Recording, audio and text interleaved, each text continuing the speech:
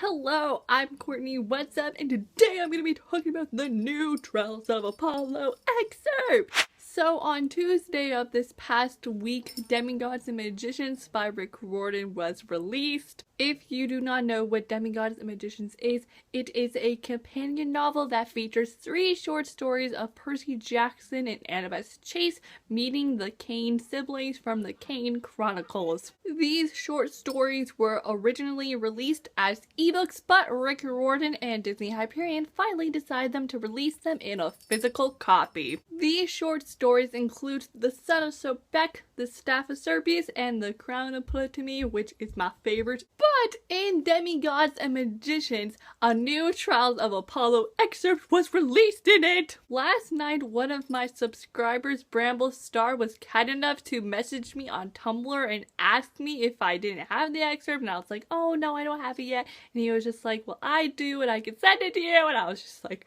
oh my gosh, this is so amazing! Thanks again for sending it to me. It was highly appreciated. Like, I could not stop telling him thank you because I was so grateful for it. The excerpt is chapter 1 from The Hidden Oracle, and you guys, oh my gosh, it was everything I could ask for. So if you have not read the excerpt yet and you do not want to be spoiled for chapter 1 of The Hidden Oracle, I would leave right now. So goodbye non-spoilerly people, and go read the excerpt and then come back here so we can discuss it together. You can either read it from Demigods and Magicians or somehow find it online. So bye non-spoilerly people! Okay, so now let's talk about this excerpt because oh my goodness gracious, it was so good! So first, I'm gonna talk about the chapter 1 title. And we were told when we first found out about Trials of Apollo that the titles would be bad haikus. I can't pronounce that word. It's a type of poetry. But the chapter title for this is Hoodlums Punch My Face. I would smite them if I could. Mortality blows. So the first line from The Hidden Oracle, I can't believe I already know it. Like, I feel like I shouldn't know it already, but like I do. But the first line is, my name is Apollo, I used to be a god. Someone on Tumblr was like, you know, the opening line of The Hidden Oracle should have been, look, I didn't want to be immortal. And I was just like, yes! Apollo goes on talking about what he's done in his 4,612 years, and I swear the funniest thing from this was when he was like, I visited my wrath upon Britney Spears at the 2007 MTV Video Music Awards. Then Apollo's just like, but in all my immortal life, I've never before crash landed in a dumpster. I'm not even sure how it happened. Literally, Apollo's just like, I simply woke up falling. And I'm just like, oh my gosh. Like, we literally start the book right off with him falling. Apollo goes, is anything sadder than the sound of a god hitting a pile of garbage bags? Oh, Apollo, I love you already. So from this excerpt, you can tell that Apollo is really confused on what's happened. He really doesn't remember what's going on. And then he's like, the only memory that floated to the surface was the voice of my father, Zeus. Your fault, your punishment. Oh my gosh, I couldn't even write then at this next paragraph. He was just like, even for a god of poetry such as myself, it is difficult to describe how I felt. How could you, a mere mortal, possibly understand? Imagine being stripped of your clothes, then blasted with a fire hose in front of a laughing crowd. Imagine the ice-cold water filling your mouth and lungs, the pressure brushing your skin, turning your joints to putty. Imagine feeling helpless, ashamed, completely vulnerable, publicly and brutally stripped of everything that makes you you. My humiliation was worse than that.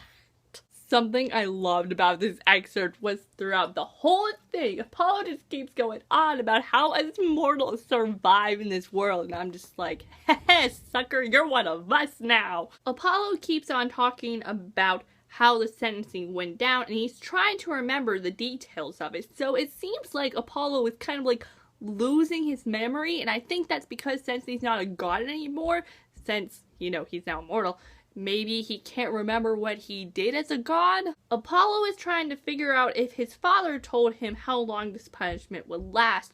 So maybe it's gonna last either forever or just for a little bit. And it does say later on that Apollo was turned into a mortal twice before this, so obviously he became immortal again after being immortal. So maybe, you know, since it's the third time, he's gonna stay immortal forever. Apollo literally says that his memory was too fuzzy and that he could barely recall what Zeus looked like, much less why he decided to toss me to Earth.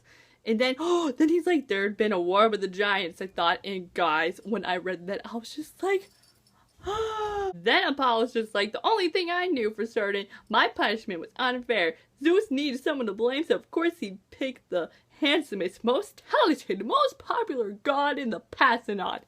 Me! Yeah, Apollo, because you're so popular for your poetry. Because your poetry is so famous and we now read it today.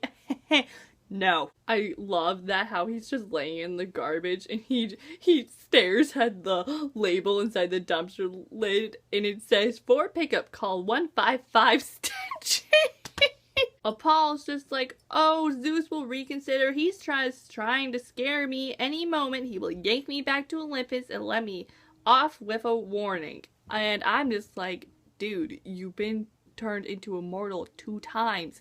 You really think this is a warning? I found it really interesting how he's talking about how his ribs throbbed and his stomach clenched, and he just doesn't understand this pain because immortals don't feel this type of stuff.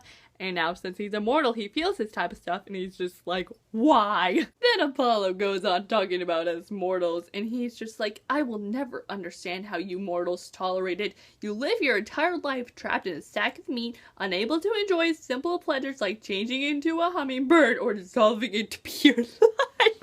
Yeah, because us mortals are just missing out on so much because we can't turn into a hummingbird or dissolve into pure light. Then he's just like, and now, heavens help me, I was one of you, just another meat sack. After he goes on judging us humans, we find out what his mortal name is. And his mortal name is Lester Papadopoulos. I probably said that wrong. I found it really nice though when he grabs his wallet out of his pocket and it has $100 and he's just like, it's lunch money for my first day as a mortal perhaps, along with a New York State Junior's driver's license. I was just like, hey, that's nice of Zeus. He gave you money and a driver's license. Like, that's important stuff. Apollo's just like, I peered into the dumpster, hoping my bow, quiver, and lyre might have fallen to earth with me. I would have settled for my harmonica. Because a harmonica, Apollo, will help you survive in Manhattan. Aha! No. Stuff starts to get real when we hear a voice say, hey, Cage, take a look at this loser. And then we see 2 young men and they're just like, the other guy's just like, now be nice, Mikey. This guy looks friendly enough. He grinned and pulled a hunting knife from his belt. In fact, I bet he wants to give us all his money. And I'm just like, excuse me, you better not hurt Apollo. After you meet Cade and Mikey, Apollo's all just like, I knew my immortality had been stripped away, but I still consider myself the mighty Apollo. One cannot change one's way of thinking as easily as one might say, turn into a snow leopard. Apollo gets up from the dumpster and he calls out to Cade and Mikey. He's just like, I am Apollo, I announce. You mortals have 3 choices. Offer me tribute, flee, or be destroyed. I wanted my words to echo through the alley, shake the towers of New York, and cause the skies to rain smoking ruin. None of that happened. On the word destroyed, my voice creaked. Cade's all like, what do you think, Mikey? Should we give this guy tribute? Mikey scowled, and then he's just like, not feeling the tribute, Cade. What were the other options? Fleeing, said Cade. Nah, said Mikey. Being destroyed? Mikey snorted. How about we destroy him instead? Oh my gosh, when Apollo's just like, I warned you, I said, my powers are far beyond your comprehension. I'm just like, dude, you idiot. You just made the biggest mistake of your life.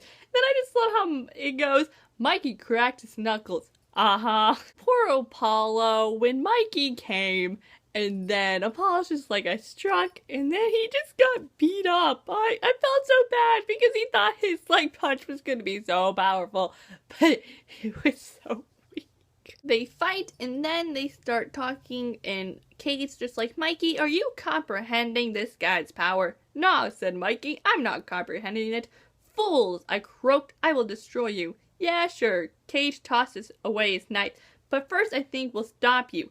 Cade raised his boot over my face and the world went black. And then that's the end of the excerpt. And I was just like, are you kidding me? We're leaving Apollo unconscious right now? Like, why? So that's the excerpt. I literally talked about it piece by piece, and oh my gosh, I'm just so in love with it.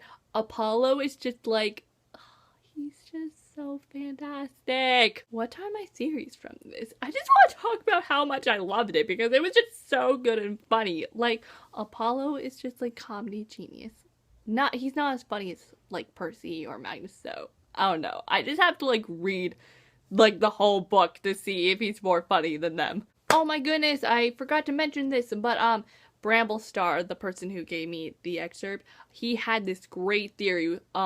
Last night we were talking on Tumblr, and he was like, you know, Kate and Mikey weren't really shocked when Apollo said my name was Apollo. They didn't really question him or anything, so I think that they're monsters. And I was just like, oh, that's such a good theory. And it's so true because Apollo announced that his name was Apollo, and then they didn't question him or anything. Like, they just like kept talking to him and they had like a normal conversation.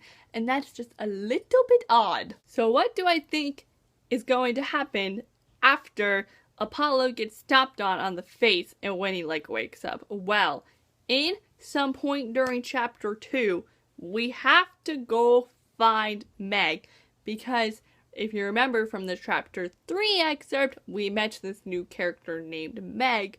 So we obviously have to find her in the chapter 2 excerpt, which I'm very excited for that because Meg sounds awesome. I feel like there's not a lot to predict from this excerpt because it's kind of just straightforward. I just love Apollo already. I think he's going to be such a fun protagonist to read from because this is a god we're reading from, and out of all the gods to read from, I'm really glad it's Apollo. I saw on Tumblr that he announced like this new character that's gonna be in Trials of Apollo, and it's a girl, and I forgot her name, but she's a Roman demigod, she's Italian, and I'm like already in love with this chick. Someone on Tumblr was like, I really hope that this girl meets Nico so they can talk in Italian, and now it's just like, yes.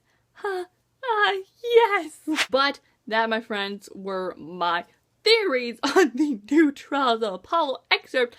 But before I end this video, I have some very exciting news. Long story short, like last week, Rick Riordan retweeted me on Twitter and I about died. But one of Rick Riordan's publicists liked my tweet, and I was just like, dude, this is actually a sign from God. I tweeted out the person. I was just like, hey, I'm a YouTuber, I make videos about books, and I love Percy Jackson. Can I maybe email you a question I have? And then the person replied back and was just like, sure. And they gave me their email. I emailed the person asking them a question I had on Tuesday of this past week. The person emailed me back, and guess what they told me? They are going to send me a copy of the Hidden Oracle when it's released. But seriously, this is just a dream come true for me. On Tuesday, I was the happiest person alive. I was just smiling. I was so happy, and I am so grateful for this opportunity. Thank you again, and I am just so thankful that I get to do stuff like this. And I also want to thank you guys who watch my videos. Thank you so much for supporting me throughout this Trials of Apollo journey. I just have so many great memories dealing with this new series, which it isn't even out yet, but I have such great memories with it because my Crackpot theories video and my thoughts on the series video have like over 3,000 views. So like over 3,000 of you have watched it, and that is just mind-blowing. So thank you all so much for supporting me through this. But that's gonna be it for this video today. If you did like this video, give it a big thumbs up. If you want to watch more Trials of Apollo videos from me, you can click the subscribe button down below. And I'm Courtney, and I'll see y'all next time with a new video up soon. So I will see you then. So goodbye, yo!